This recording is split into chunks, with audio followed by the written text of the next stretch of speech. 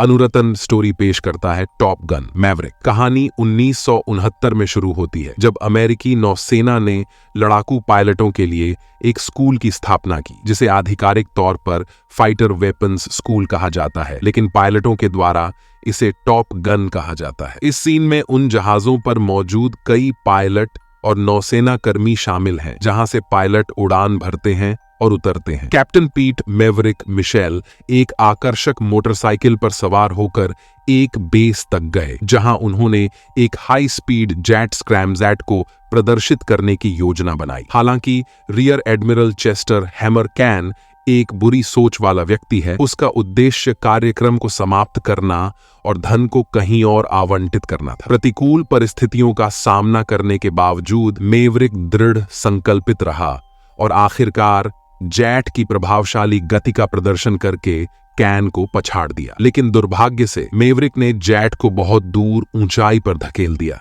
जिसके परिणाम स्वरूप दुर्घटना हो जाती है। लेकिन वह दुर्घटना से पहले सुरक्षित रूप से बाहर निकलने में कामयाब रहा। कैन मैवरिक को उसके कार्यों के लिए फटकार लगाता है, लेकिन जब वह उसे दंडित करने की कोशिश करता है तो कैन को पता चलता है कि एडमिरल टॉम आइसमैन कजानस्की, उसके पूर्व प्रतिद्वंद्वी और सहयोगी, ने उसे NIS नॉर्थ आइलैंड में वापस बुलाया है। Maverick vice admiral Beau, Cyclone Simpson और rear admiral Solomon Warlock Bates से मिलने के लिए बेस पर जाता है। साइक्लोन आइस के बिल्कुल विपरीत स्वभाव से मैवरिक में अपने विश्वास की कमी को व्यक्त करता है, लेकिन वह मैवरिक के साथ एक मिशन को सफल बनाना चाहता है। एक दुश्मन देश एक यूरेनियम सुविधा का संचालन कर रहा है, जिस वजह से मैवरिक को नए पायलटों के समूह को प्रशिक्षित करना होगा कि उसके बेस तक कैसे पहुंचा जाए और उसे नष्ट करने का तरीका कैसे खोजा जाए। फिर मैवरिक एक बार में जाता है जहां उसकी मुलाकात अपनी पुरानी प्रेमिका पेनी बेंजामिन से होती है, जिसके साथ उसने पहले ही रिश्ता खत्म कर दिया था, जिसके कारण उसके एडमिरल पिता के मन में उसके प्रति गुस्सा पैदा हो गया था। पेनी को मैवरिक के प्रति कोई शिकायत नहीं है, लेकिन बाद में वह उससे बार में आए हुए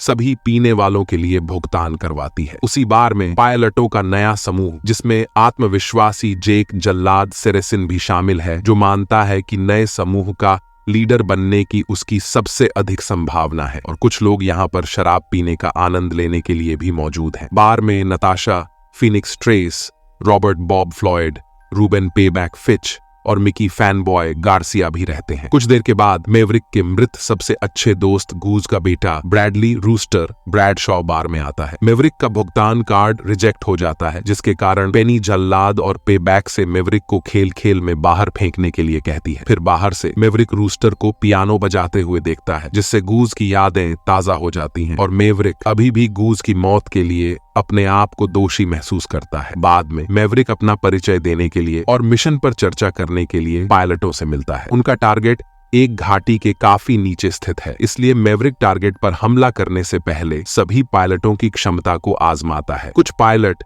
जल्लाद की तरह झिझकते हैं। रूस्टर के आवेदन को वापस लेने और उसके करियर को पीछे धकेलने के लिए रूस्टर मैवरिक को जिम्मेदार मानता है। इसके बाद मैवरिक पायलटों के साथ हवाई लड़ाई का अभ्यास करता है और वह अपने कौशल का प्रदर्शन करता है, जिससे वह युवा पायलटों के सदस्यों को कमजोर महसूस कराता है और जो पायलट अच्छा प्रदर्शन नहीं करते उन्हें पुश अप्स करने पड़ते हैं। फिर बाद में जल्लाद को रूस्टर का मैवरिक से संबंध का पता चलता है। मैवरिक पेनी के उस दिन के बकाया पैसों को चुकाने के लिए बार में आता है, जिसके बाद में वह दोपहर के लिए उसकी नाव पर उसके साथ जाता है और इससे पता चलता है कि उनके बीच अभी भी एक मजबूत संबंध है। अभ्यास के निम्नलिखित सेट के दौरान मैवरिक ने पायलटों को बहुत अधिक ऊंचाई पर उड़ान भरने पर ऑक्सीजन खोने और बेहोश होने के जोखिमों के बारे में जानकारी दी। उसने उन्हें अपने मिशन को सफलतापूर्वक पूरा करने के लिए आवश्यक विशिष्ट ऊंचाई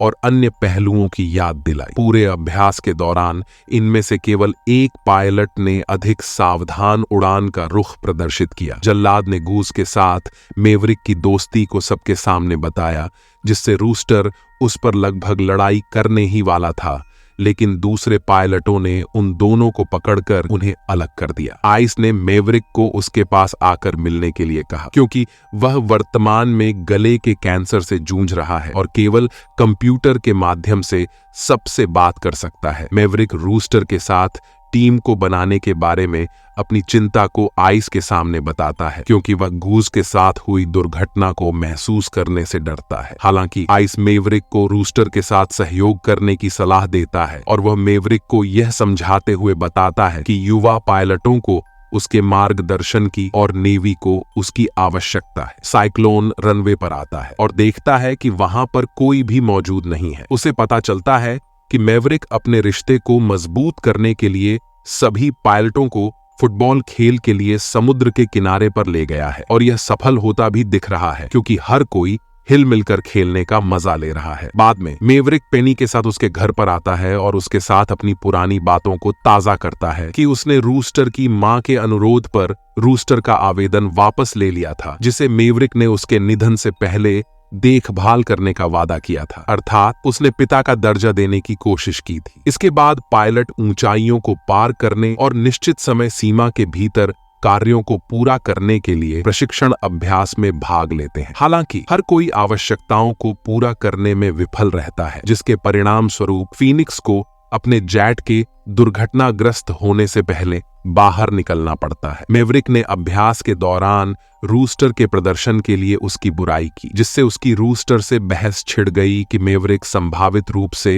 रोस्टर के फ्लाइंग के करियर को रोक रहा है। जब यहाँ पर वॉरलॉक आइस के निधन की खबर देने आता है तो उनका झगड़ा शांत हो जाता है। कुछ समय बाद एक अंतिम संस्कार आयोजित किया जाता है, जिसमें मेवरिक, पेनी और अन्य पायलट शामिल होते हैं। साइक्लोन ने मेवरिक के स्थान पर खुद प्रशिक्षण की जिम्मेदारियां लेने का निर्णय लिया। जैसे ही साइक्लोन एक अलग योजना बताता है तो अन्य पायलट उस पर संदेह करने लगते हैं। इसी बीच रडार ने मेवरिक को अपना प्रशिक्षण पूरा करने के लिए अपना जेट उड़ाते हुए देखा। मेवरिक ठीक समय पर जमीनी लक्ष्यों पर सफलतापूर्वक निशाना साधते हुए जल्लाद सहित अन्य सभी पायलटों को प्रभावित करता है। अब मिशन को अंजाम देने की तैयारी की जाती है, जिसमें मेवरिक ने रूस्टर को अपने विंगमैन के रूप में चुना है और उनके साथ एग्जीक्यूशनर, फीनिक्स, फैनबॉय, पेबैक और बॉब शामिल हो गए हैं। अब साथ में वे टारगेट की ओर उड़ान भरते हैं और पास के हवाई रनवे को नष्ट करने के लिए बेस पर टॉमहॉक मिसाइलों को लॉन्च करते हैं, जो दुश्मन जेट को टारगेट की ओर पीछे हटने के लिए मजबूर कर देता है। वे सफलतापूर्वक एक मिसाइल लॉन्च करते हैं जो टारगेट को नष्ट कर देती है, लेकिन दुश्मन उनका पीछा करने के लिए अपने पायलटों को भेजकर जवाब देता है। जैसे ही पायलट वापस उड़ान भरने लगते हैं तो मेवरिक के जेट को निशाना बनाया जाता है और आखिरकार उसका जेट दुर्घटनाग्रस्त हो जाता है। रूस्टर मेवरिक को बचाने के लिए पीछे मुड़ता है, जिस पर चलते समय एक हेलीकॉप्टर द्वारा गोलीबारी की जा रही थी। रूस्टर का जेट नष्ट होने के ठीक पहले वह हेलीकॉप्टर को मार गिराने में कामयाब रहता है और रूस्टर जेट के नष्ट होने से पहले समय पर उससे बाहर निकलता है। मेवरिक और रूस्टर फिर से मिलते हैं और यहाँ से भागने की योजना बनाते हैं। वे यहाँ पर दुश्मन के एक F-14 टॉमकैट जेट को देखते हैं। ये दोनों उसे नियंत्रित करते हैं और उड़ान भरते हैं, लेकिन दुश्मन के जेट विमानों द्वारा हवाई लड़ाई में उनका पीछा किया जाता है। मेवरिक ने गोलियों और आग की लपटों के साथ 2 जेटों को मार गिराया, लेकिन जब तीसरा जेट आता है तो उनके हथियार खत्म हो जाते हैं, जिससे वे उसको मारने और चकमा देने में भी असमर्थ हो जाते हैं, जिससे वे खुद को अपने भाग्य के हवाले कर देते हैं। लेकिन तभी यहाँ पर जल्लाद आ जाता है और वह तीसरे जेट को नष्ट कर देता है। मेवरिक और रूस्टर F-14 जेट से जहाज के रनवे पर लौटते हैं, जहां उनके लोग उन्हें बधाई देते हैं। अब रूस्टर और जल्लाद एक दूसरे के प्रति सम्मान का भाव रखने लगते हैं और रूस्टर अब मेवरिक को उसी दृष्टि से देखता है जैसे वह अपने पिता को देखा करता था। जब वे P-51 मस्टैंग जेट पर काम कर रहे थे तो रूस्टर उनके हैंगर में मेवरिक की सहायता करता है। तभी यहाँ पर पेनी आ जाती है और मेवरिक उसे अपने विमान में उड़ान भरने के लिए आमंत्रित करता है। अब रूस्टर मेवरिक और गूज की एक पुरानी तस्वीर के बगल में अपनी और मेवरिक की तस्वीर को लगाता है।